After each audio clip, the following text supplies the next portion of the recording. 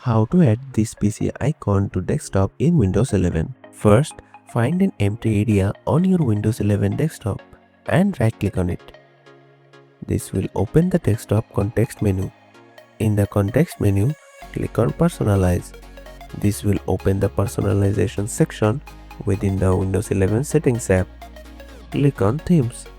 On the Themes page, look for the section related to desktop icon settings.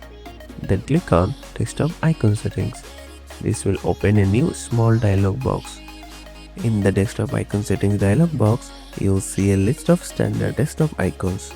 Find the checkbox next to the computer. This is the icon that represents this PC. Check the box next to computer. Click Apply at the bottom of the dialog box. This PC icon should now appear on your Windows 11 desktop. You can double-click it to quickly access your file system.